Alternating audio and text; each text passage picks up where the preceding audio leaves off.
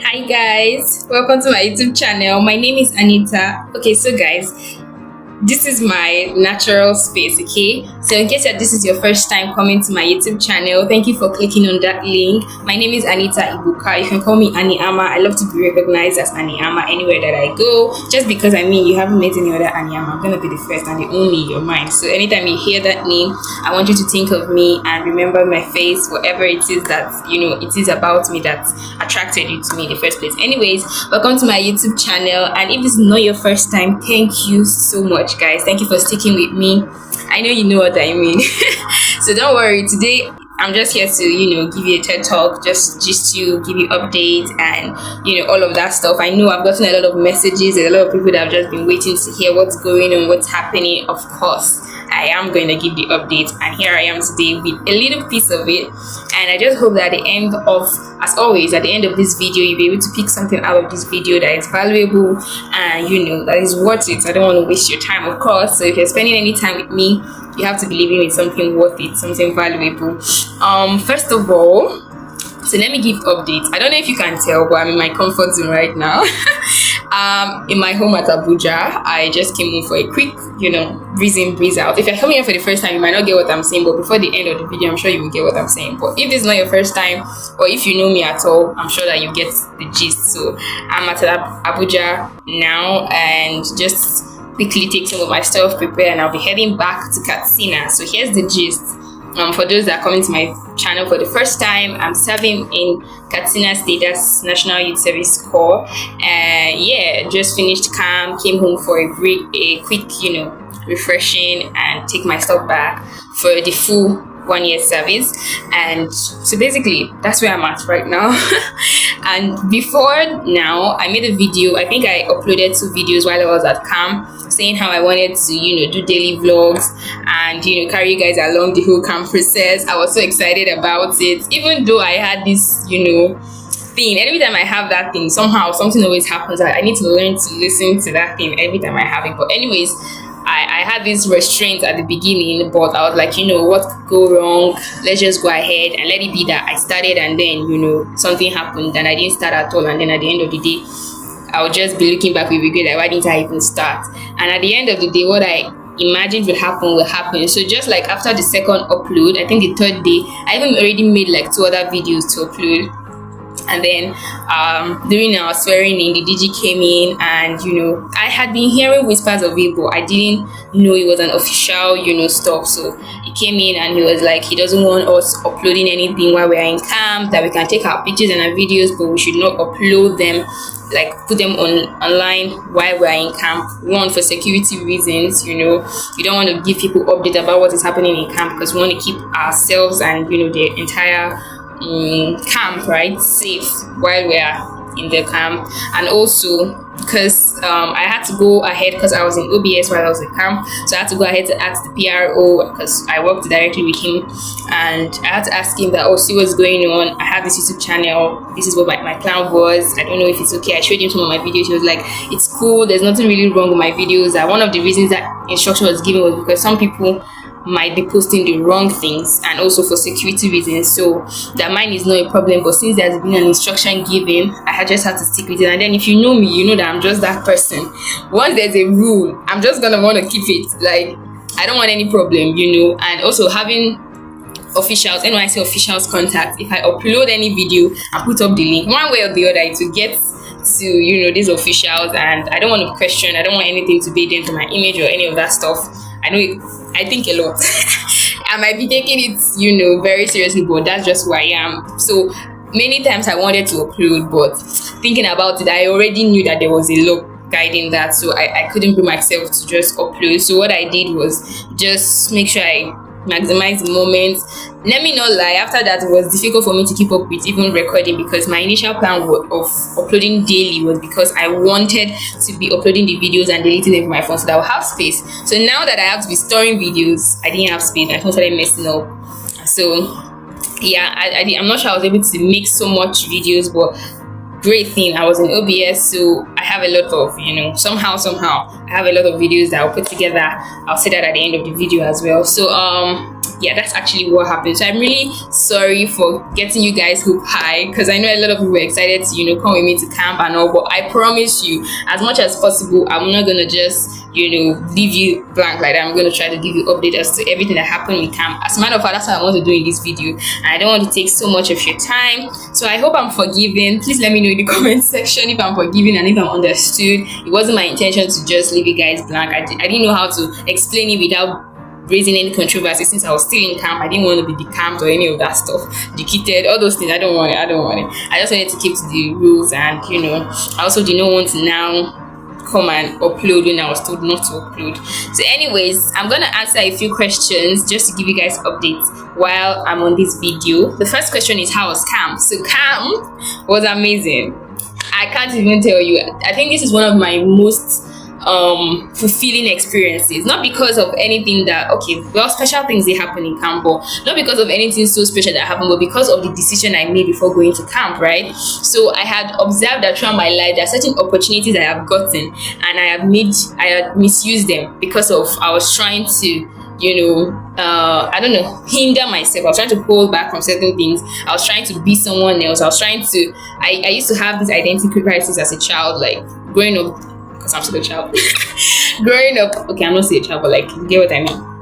Yeah, so I was always like, how do I want to portray myself? This first impression stuff. How do I want to portray myself? So in the midst of trying to understand how I want to portray myself, and what kind of person I want to be in a new environment, I missed out on some of the things that I should have experienced. And then after the experience, I'm like, oh my god, I missed out on this and on that because I was struggling in my own mind. And so this time around, I just went with a very open heart. I made up my mind that everything that was to be experienced in these 3 weeks, I'm going to experience. I'm not going to hold back. I'm just going to be myself. I'm just going to have fun. It's a 3-week stuff, and it's once in a lifetime. After that, we'll just move on with life. So I went with an open heart, and so I think that was one of the reasons why I really enjoyed camp. It was stressful. Let me just put that out there. But let me give you a little gist. So the first thing I want to give you a gist about is the routine. So the routine in camp, early morning around like 4. Some people wake up earlier anyways, but the major time around 4:30, 5, people are waking up, taking their bath, preparing to go out, because anything between 4:45 to 5 a.m. we're already on the we call it parade ground. That's why we have morning devotion, and it is divine. I wish I didn't get any video of that. I don't know if I would see any, like listening to that number of people raise worship to God that kind of early morning. It's just amazing. I've seen a video about that on someone else's video before I went to camp, so I don't know, I didn't take a video of it myself. Me, I'm just the person that when I'm experiencing something, I want to have the full experience. I don't want to bring it on my phone, like I don't also want to be somewhere else taking the videos. I'll edit it later, but I just want to have the experience. So I didn't really use my phone during this period, but it was divine. After the praise worship prayers, the Muslims will be coming back from the mosque to join us at about 5:30, and then there's manual drill. This is my favorite part of camp. Like I used to say it like all the time. My favorite part of camp is the manual drill. When we go around jogging around the parade ground, or maybe we just spread out around the parade ground and do exercises platoon by platoon with our manual instructors. It was always just fun. And then this song, I don't know if you know the song. I don't know who sang the song. I shan't know I know the song. That song, anytime I hear that song now, what's gonna be in my mind is exercise. Like, because that's what we're into exercise almost throughout the camp. So we will use that song, we will do different exercises, we'll sing so many fun songs, we'll do a lot of things. It was just amazing. I really enjoyed it. I'm telling you guys, because in case you have not gone to camp, look out for this moment. I'm telling you, I really want to know what's your favorite part of camp. So if you've gone to camp, or if you just finished camp as well, tell me what was your favorite part of camp. And then next thing was after the manual drill, we'll all come back to our lineup on the parade ground, and then we'll have, I think, yes, the daily order for the day. They'll tell us what is lined up for the day for us, and then there's always a topic for every day. We call it morning meditation. So someone will come and present on the topic. At first it was from the OBS, then later on it was from our platoons. So they just shared it among the 10 platoons that we had. Then after that, there'll be news reading, and then after that, the camp officials will address us, tell us what they need us to know, advise us, encourage us. Now I had the best. Okay, you guys know. just anything I'm saying, just take it as it's me that I'm telling you. But like our state coordinator, our camp directors, they were the best. All our NYC officials actually, they were really very nice, welcoming, hospitable. It just felt like we had mothers and fathers in camp apart from our biological parents at home. Like we didn't really feel far from home. For me, and I think for a lot of us, right? There are some people who just, of course, like I said, if you didn't come to the camp with an open heart, you find it difficult. But our officials were really nice, so trust me when I say we had the best of them. After that, we'll go for, that was before swearing in, we were rehearsing for parade, teaching us how to march, how to salute, how to remove headdress. God, if you get this thing that I'm saying, if you've gone to camp, you get this thing that I'm saying, remove headdress, all those things, and teaching us all about all those things, we rehearse for parade. And then after the swearing in, what we usually do during that time is the Hausa lecture, cultural lecture. Anyway, just teach us about the place that we are and how to relate better in the land and stuff like that. Then between that 5 I told you to 7:30, all these things would have happened, so we'll be going for breakfast. On the timetable, actually, this time is for breakfast and bath, but most of us take our bath before this time. Some people can still be taking a bath around this time, but it's mostly for breakfast. We'll get breakfast. Before you even know what's going on, it's time to come out again. Lectures, we now have lectures from that time till about 12. We have lectures, different kind of lectures on different things, lectures on fire, lectures on security, lectures on if I can remember how many, there are just a lot of lectures. I don't know if I didn't put them down, I would have remembered, but just a lot of lectures, different aspects, right? And NYC usually has a memorandum of understanding, like they liaise with so many other organizations, financial organizations, NDLEA, FRSC, military, police, all sort of business. So many of them were coming to talk to us about different aspects and open our mind for what our service year is going to look like. So that was just basically what was happening during that period. Sometimes it'd be lecture after lecture after lecture. And the truth is, I said in one of my videos I will still upload, those lectures are not really boring. The problem is either one, we're already exhausted, we didn't get enough time to rest before the lecture, or the person who is speaking is not really loud, or is not really the person that can communicate those things in a very interesting way. So that's where boring can come in. But for me, most of the lectures were actually just like the knowledge they were giving were things you want to know. It's just either you are exhausted or maybe the environment is not conducive. Like I said in that video, there was one particular video we had and the weather was so hot and the hall was choked. So after that, we didn't have any lecture there again. We started having our lectures in the open pavilion, the rented canopies, to make it more conducive for us. So after lectures, we get to go back to the hostel for a few minutes before lunch time, and then we get lunch. After lunch, I think there are some, like, all these things, all those few minutes, you think they are few minutes, but most of the time you don't even know where those times go to. But anyway, the timetable, there are few minutes like that. Then around 4, we come out again for, before the swearing in, parade rehearsals. But after the swearing in, we now had sports competitions. So people are there in sports, other people are going for their manual drill, that's the rope climbing and all of those stuff, and then some other people are marching. Those are the people that are the main I don't know what to call them, but the people who actually march, like that, their own job in the camp is to be marching.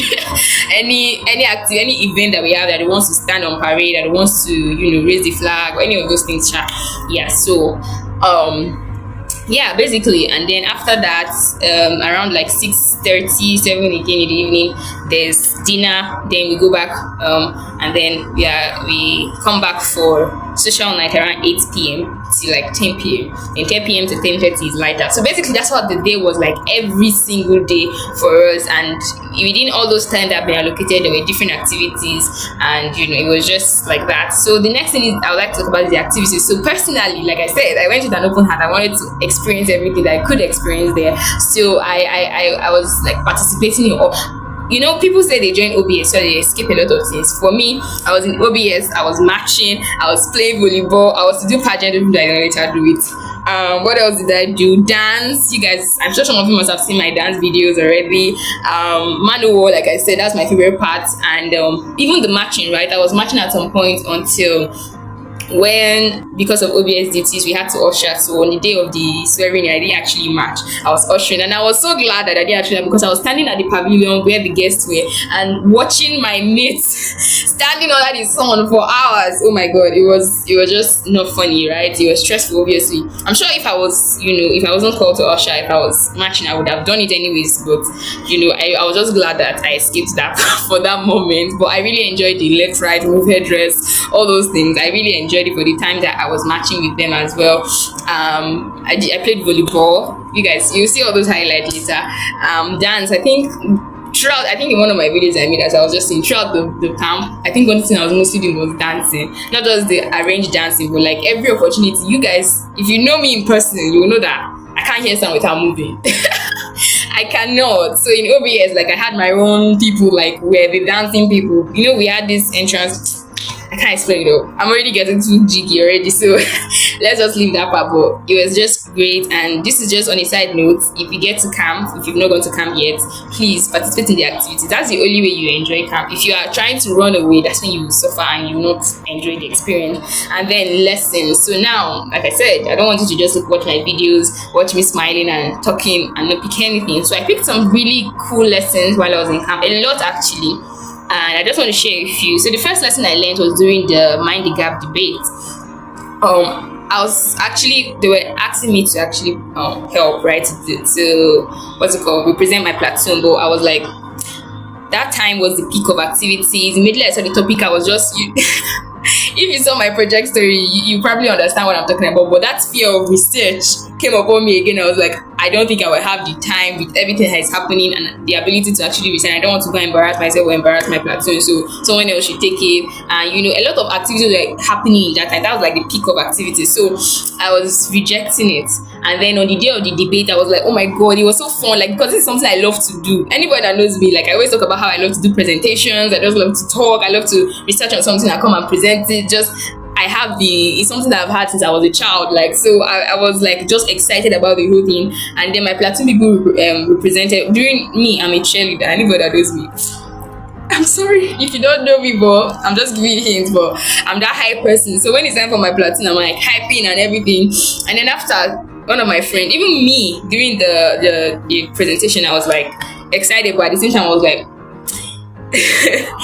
now don't get me wrong, it's not because they did not do well, but I'm coming to the lesson that I picked from there. So my friend called me and she was like, why didn't you represent your platoon? And immediately I understood what she was trying to say, right? Because in my mind, I was like, this topic is not actually as difficult as I thought it was. It's something that would have been very interesting to talk about. And these people that represented us, they're actually people that I know that can speak very well. They are leaders, and I know them, right? But during that time, like I said, it was the peak of activities. Like one of them was even like very busy till late that night, the night before. So I'm sure they didn't really get the time to research as much like some other platoons were able to. Maybe the people who represented them were not really actively participating in other things or something like that. So it showed in the way they presented. Like, it's not like they didn't do well, because we were not the last position, even though we were not the first, but it showed in the way that they presented that they didn't have enough preparation. So somewhere in my heart, something was beating me. Like, you could have stood up for your platoon. Even if you didn't win, you could have known that you gave it your best. I don't know. Something in me was just telling me that you could have if you had stood in, maybe you could have had the time, maybe you would have shut down some other thing. I don't know. It was just maybes in my head, and I was just feeling. So the lesson I picked from that experience was, I told myself, every time I have the opportunity to do something, I would never run away again. Like, because the feeling I got after knowing that maybe I would have done better, I would have been able to do it if I had prepared, is for me at that point, it was worse than the feeling I had in the beginning of the fear of what if I don't. Do you get? I don't regret it anyway. Like I said, I don't regret anything in camp. I'm really glad that they did it and they did what they did. It just, for me, I just feel like that's the lesson I picked, right? Because I'm that kind of person. I'm always running away from things. Like, if I just feel any of fear about something, I'm going to run away. So, but that day I was like, what? No matter what is the worst that can happen, right? If you can do it and you know that you'll be able to, don't allow the fear to discourage you. Go ahead and do it. And the second lesson I learned was from the pageant. So, like I said, I was going to do a pageant, one of the pageants, but a lot of things happened along the line, and I didn't do it again. And that day I was even feeling sick and also like I don't know, I'm kind of like conservative with the information I share, because I don't want it to sound, weird to some people who might watch it. But if you're coming for the first time, maybe you get to know this is just like us talking, being real with ourselves, right? So that day I was actually feeling sick, and there was just a lot going on in my mind. I'm just going to try to I don't feel free sharing this information, sha, but let me just share what the lesson I learned. It's something that I used to say while I was serving in school as general secretary. I used to say to the upcoming leaders, then I would say it's not about the title, it's about who you are before the title, right? So I didn't get to do the pageant, but I realized that after the whole pageant, like during the time when I was in camp, I didn't even before the pageant started, like people had already said, this joking stuff, Miss Lepa or Miss NYC or this or that. Even when I didn't participate in the pageant, at the end of the day, they started calling me Miss Katsina, those kind of things. This thing is not to say, this or that. It's just like I realized that it's not really about the title. Even if it's something I had said, that lesson stuck in another way to me, because God actually used that experience to teach me something. Like, I remember that particular night, I knew that God was going to teach me something. I knew it deep down in me. And while I was doing what I was doing, like I said, I'm being conservative with information. But while I was doing what I was doing, I could literally hear God telling me, you need to lift other people up just the way you want others to lift you up. You need to be there for other people. I have been doing this for every other person, right? But this day was just very peculiar because of the situations that surrounded it. I could have said, I'm sick, or I don't want to be there, but I just had to. And certain funny things were just happening, and so I was like, it was hurting me on my inside. I'm not even gonna lie. I was being hurt, and I was not hurt because of the person who was doing. I was hurt because of the situation that was happening at that time. And God was saying, you are not. I'm just gonna stop it here because I don't want to say what's like, I don't know how to explain. Like, let's just skip that part. So, but the lesson there is, sometimes it's not really about the title that you bear. It's about who you are, right? You don't need to bear a title to actually for people to know your worth or to know your value. It's something that I had known, but that day the lesson stuck harder to me. And so I'm moving to the next part. The next question I want to answer is, what are my takeaways from camp? So the first thing was cultural integration. I used to say that I've been drawn to the north. Anybody who has been my friend for a long time, who have seen my status, will have known. I'm even tying a scarf today. Oh God. So, but anyway, I've always been drawn to the north. I grew up in Abuja. My first house as a child, where we lived when I was quite younger, we were surrounded by Muslims. Upstairs, down, like, we're the only Christians on that particular block, and then the other side there were other Christians, but we were surrounded by Muslims, Northerners, most especially Northerners. And so I just developed this liking for their way of life, their way of dressing. I just loved everything about them. And my school that we went to, they taught us to be tolerant of other people's cultures and other people's religion. So that mindset was already in me. I always just wanted to experience other people's culture, other people's religion, other people's, whatever their beliefs. I just wanted to experience it. And, but coming to camp, there was just it just rekindled that joy in me, right? I remember on the day of the cultural carnival, because the first dance competition that we did, all those interplatoon competitions that we did, it was mostly Igbo outside Yoruba, maybe Idoma, just few other cultures that are prominent in Nigeria. But on that cultural carnival, they displayed a lot of cultures that I don't even, some of you must have seen the video I posted. Maybe I'll add it to the mix I'll put up later. Nupe, Cuba. I was just so excited to see and learn about these cultures, the way that they dress, the way that they dance, the way that they carry themselves, what they do for their kings and their queens. It was just exciting. My platoon represented Canary culture. You guys must have seen that picture. I will not put it here. I'll put it in the other video that I will put up later. And it was just exciting to me. Everything was just so exciting to me. Like, being able to learn, because the people who were acting these cultures, who were dancing or doing all these things, were not necessarily from that place, but they just, when you pick the culture you have to represent, you learn about them and then you portray what you've learned about them. And the ability for these people to actually portray this culture in that richness, that's to tell you that it's not so hard to be, to adapt to other people's culture. All this war here and there is not really necessary. Next thing I learned was discipline is very possible. I told you guys what the routine at camp looked like, right?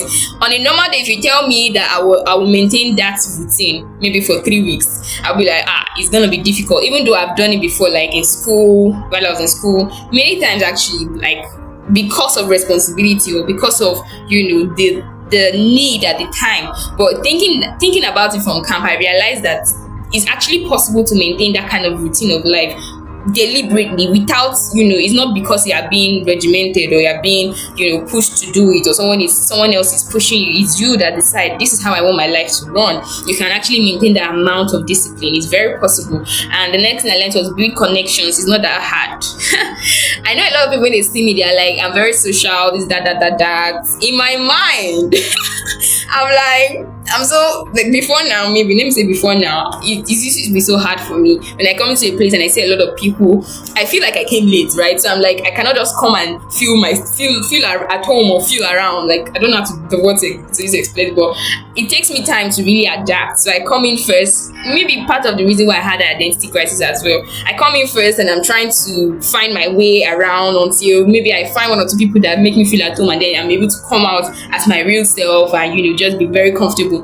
But I learned in camp, you can act, it's not that hard. Walk up to anybody, just say hello. I've been doing this before. Let me see, most of the lessons I learned, they were just strengthening, because there are people that I've walked up to on my own accord. There are people that I've related with, not necessarily because I've anything before, but But in camp, it was just beautiful to me how we just met now. And we are talking like we've known forever. It's not that difficult to build connections. My bunkie, when she came before me.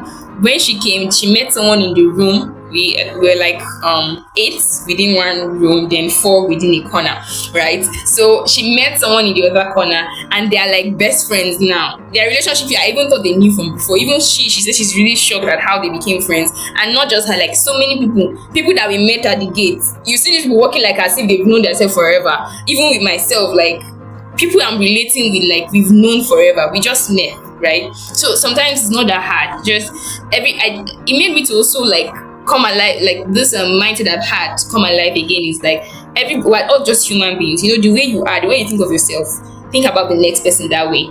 So it'd be easier for you to relate to that person, because you realize this person is just a human being. Like there's really nothing, so scary or so different about the person. If you see the person like you see yourself, you treat the person like you treat yourself. Next thing I learned was unity is a gift. Embrace it. Like I was talking about culture, the fact that so many of us, even though there were some states that were like, let's say, dominated in this camp, there were a lot of people from Benue, there were a lot of people from Kogi, there were a lot of people from the northern areas, all those Katsina, like the northern states. And where else which other people were actually very dominant there? I don't know, but like there's some people that were dominant, like they brought a lot of people from that area to Katsina camp. And at first I was thinking I was even like we're very few Igbos, but later on I started to find out that we're actually a lot, in camp as well. And people from the Yoruba, like Kwara State, they were also there. And the way we were together, I don't know how to explain it. If you've been to camp, you might understand what I'm saying. But it's a gift, unity, right? It's a gift, and you just have to embrace it. We didn't have to have this tribalistic stuff going on. Or there was this the next room, right? There was this particular 2 girls. I thought they were sisters. Only for me to find out one day that one is Yoruba, one is Igbo. I thought they say these 2 tribes are very antagonistic to each other. But if you see the way these ladies walk and talk together, like unity is a gift. I don't know. I pray the Holy Spirit will brood on it in your mind so you understand what I'm saying. Just embrace it, right? And then next one is be yourself. Like I was saying, you don't need to be anyone else. You don't need to prove who you even are to anybody. You just have to be yourself. I didn't really have that mindset of, who do I want to be in camp? Or what kind of impression do I want to give? I just let every day come and let myself be who I am. Let myself express myself the way I felt per time. And I thank God for the way camp went. I felt really fulfilled. I don't know how to explain it, but really be yourself. You don't really need to, like I said, these 2 things, it just encapsulates it. You don't need to be anybody else, and you don't need to prove that you are anything to anyone. You just have to be yourself. People who are seeing you, people who are around you can tell that you are yourself. Can tell the kind of person you are just by relating with you. You don't even, the time you are using, what's funny? The time you are using to try to deceive people or be somebody else, somebody who is watching you can actually tell that you are trying to be somebody else. So instead of wasting that time trying to be someone, why not just show them, this is who I am, and let those that will accept you and love you for who you are come your way, right? And then finally, we are all one, regardless of what we are or what we have. So when we wear that white shirts and white shirt and white shirts, it doesn't matter where you're coming from, who you are, what you have. We are all Otondos. Who be moo. Now you be mumu. Like we're all otondos, we're all white fowls, we're all mumus and gorillas. I never accepted these terms anyways, but do you get what I mean? Like once we are putting on that white and white, we are all one. It was close to the end of camp that even though I knew from the beginning, right? It's obvious they'll tell you married PCNs and that, but the kind of people that I was now finding out that, oh, this person is married, oh, this person is with children, oh, this person is this, oh, this person is that, oh, these people have businesses. You just look at them like, oh, they're just coming out of school like you. My brother or my sister, some people are parents there, some people are married, some people are CEOs, big businesses. And once we wear our white and white, we just become one. And that's just like, I just love the message of NYC. Like, it promotes that unity, that sense of unity, that sense of acceptance, that sense of tolerance, amongst different people of different, cultures and all of that backgrounds. So the next question, after camp, right? After camp, my after camp experience. So before I go to the after camp, my after camp experience is mostly NCCF, right? But before I go to that, while I was in camp, I didn't really. It's funny because anybody who knows me be like, really, I didn't really participate in any fellowship. I was really engrossed.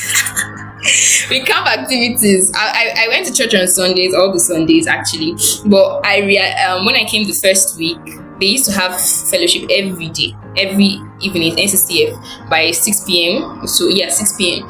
But I never participated, not because I deliberately intended not to. Like, it just happened that when it's time for fellowship, I'm either at OBS or I'm training for volleyball. I'm somewhere else. Like, I was always somewhere else. Usually later I'll come back, I'll be like, oh, they had fellowship. Oh, they had fellowship. I'm so exhausted and they're already gone for, I can't go again. Like, but contrary to like maybe some people like that might know me, anyway, I go to like fellowship is one of the first things that I will engage in, but this time it was not like that. But after camp, like close to the end of camp, I started going for the evening services, like from the middle of the second week or so, and then I've also always been going for Sunday service. I joined the department the last Sunday. I told the leader that I would join, like let me say second Sunday. Then it was the last Sunday that I actually joined. I never joined. I was always running. But yeah, after camp NCCF, like that's the summary. After camp NCCF, we went to the house and it's amazing. The love that I felt in that house. Like I said, we carried it from camp anyways, but when it's something that is the gathering of believers, you can tell the difference. The love was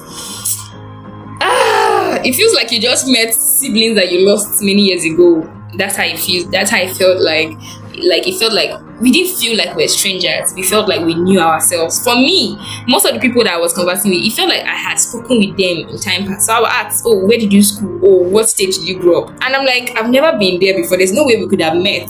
But in my mind, I really feel like I've met this person, I've conversed with this person before. That's just it. I don't know what else to say, and I'm just glad. There are a lot of things that I've heard about NCCF anyways. I'm not really surprised, And there were a lot of people complaining about the rules and all those things that happen in NCCF. Of course, for me, I always say nobody forces you, right? If you come to a place and you meet laws there, you just have to like adapt at the end of the day. Unless you don't want to, then you can excuse yourself. But nobody really forces you to like come to the house and stay, right? So yeah, all the things you've heard, maybe they are true, maybe they are not true, but I'm just saying that the love I felt was palpable and I love it. And the next part was my desires from camp. So like I said, a lot of things that I picked from camp, and I just realized that there are certain things that I would love to, carry on from camp. One of the most, profound things for me is I love the regimented lifestyle and I want to incorporate it. I told you, manual was like my favorite. Do you know, while I was in camp, I was saying if I get the opportunity, I'll probably join any of the uniform, like any of the forces. Not now I started saying that, I'm saying it since, but it has not been looking realistic to me until like this camp. I really love the whole uniform idea and the regimented lifestyle, like the drills. I loved everything. I wish it's something I can put into my life. Like, I really want to incorporate it. I told myself if I get the opportunity, I'll probably join one of the uniform people. Like, Amano is like number one in my mind, because I know I might not be able to go through that military drilling. I don't think and I don't want to be police. What else? Navy. I don't even know how to swim yet, so I don't know. Maybe Air Force. Yeah, maybe. Depends on what my role is there, right? There are some who don't need to go through all those other rigorous drills. Like, the air hostess, they're they consider them part of the Air Force, right? If I'm not mistaken, but they don't need to do all those jumping from the aircraft or whatever. But anyways, if I get the opportunity, I really want to incorporate, the regimented lifestyle. And I like the idea of being tough on the outside, on the inside, and soft on the outside. And that's why the manual actually got to me the most, because you look at these people and you're like wondering, what can these people do? They're just wearing their normal joggers and polo. Like, they look so, you just pass them, you won't even expect anything from them until they start their drilling, until they start their action, until they start their, look at these people on the volleyball field, like, really? You can jump like this? You can talk like this? I never knew, right? And at the manual drill as well, the rope climbing and all those stuff, like, it's just, for me, the message it passed to me is you can be tough on the inside and soft on the outside. You don't have to be, when everybody see, let them see all your muscles and, know that you're one kind of, you can be gentle. And then when the need arises for you to show the other side, then you show the other side. I love it. And then it's something I also have, but I want to build on it, because over time in my life, I've seen that, when the needs arise, I respond to the need, I come up to the task.